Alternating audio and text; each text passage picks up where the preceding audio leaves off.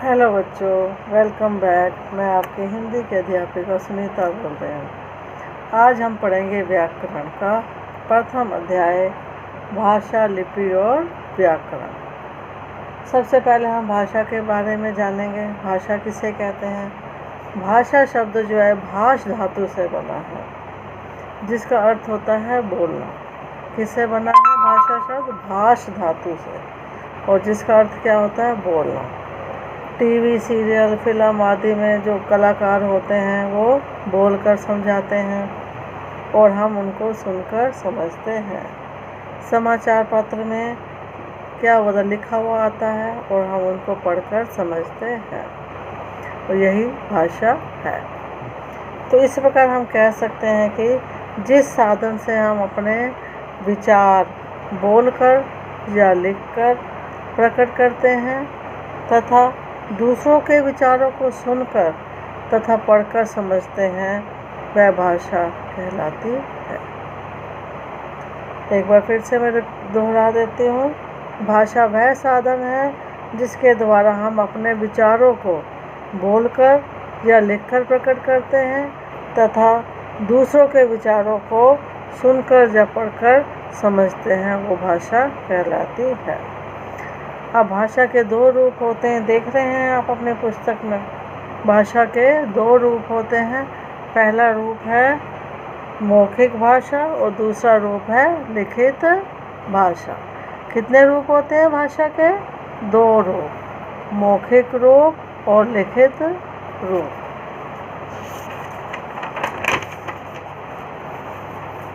पहले आपको मैं मौखिक भाषा के विषय में बता देती हूँ कि मौखिक भाषा क्या होती है। जब मन के भावों और विचारों को बोलकर प्रकट करते हैं और तथा सुनकर समझते हैं, तो वो भाषा का मौखिक रूप होता है। जिस प्रकार ये देखिए, एक बच्चा अपनी माँ से बात कर रहा है। बच्चा कह रहा है, माँ स्कूल की तरफ से हमें पिकनिक पर मसूरी ले जा रहे हैं। तो माँ क्या कहती है? बच्चा बोल रहा है, माँ सुन रही है, और माँ सुनकर क्या कहती है? अच्छा, पिकनिक पर जाने के लिए तुम्हें क्या क्या सामान चाहिए, उसकी एक सूची बना दो। तो यहाँ पे कौन से दो रूप प्रयोग हुए हैं मौखिक रूप में? बोलकर, बच्चे ने बोला और माँ ने सुना, बोलकर और सुनकर। तो इसलिए इस प्रकार बोलकर और सुनकर जब संवाद को आदान प्रदान किया जाता है, वो तो भाषा का मौखिक रूप होता है।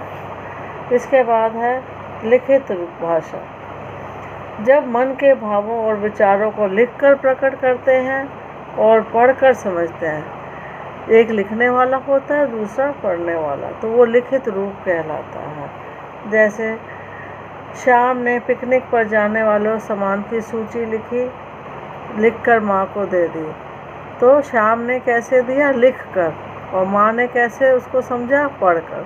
तो यहाँ कौन से रूप प्रयोग हुए? लिखकर और पढ़कर।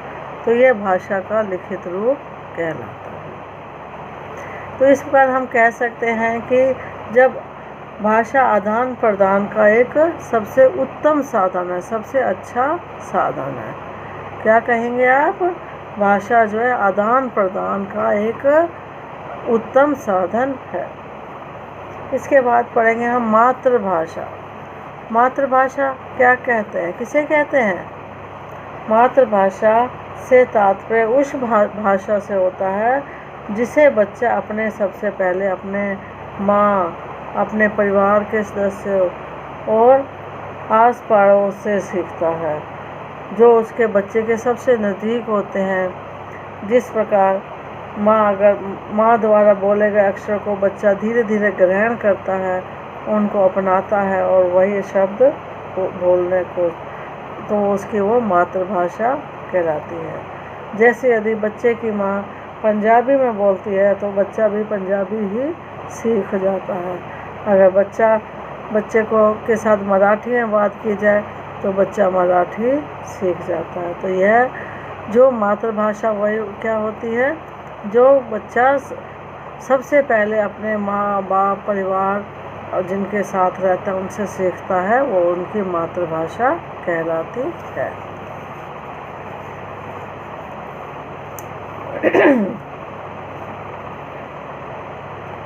इस प्रकार हमारी 22 भाषाओं को मान्यता प्राप्त की गई है। संविधान में 22 भाषाओं को मान्यता प्राप्त किया गया, जैसे हिंदी, संस्कृत, बंगाली, असमिया, मणिपुरी, मराठी, मलयालम, मैथिली, कोंकणी, कश्मीरी, कन्नड़, गुजराती, नेपाली, उर्दू, बोडो, डोगरी, तेलुगु, तमिल, सिंधी, संथाली, पंजाबी और ओडिया, ये सब 22 भाषाओं को मान्यता प्राप्त किया गया है। इसके बाद हम पढ़ेंगे लिपि। लिपि, अब भाषा हमने का विचार आदान प्रदान हो गया, लेकिन भाषा बनी कैसे, उसके लिए कुछ चिन्ह निश्चित किए गए। उन चिन्हों को क्या कहा जाता है? लिपि। भाषा के लिखित रूप में ध्वनि चिन्हों को जो प्रयोग किया जाता है वो उसकी लिपि कहलाती है। सब भाषाओं की अपनी अपनी लिपि होती है।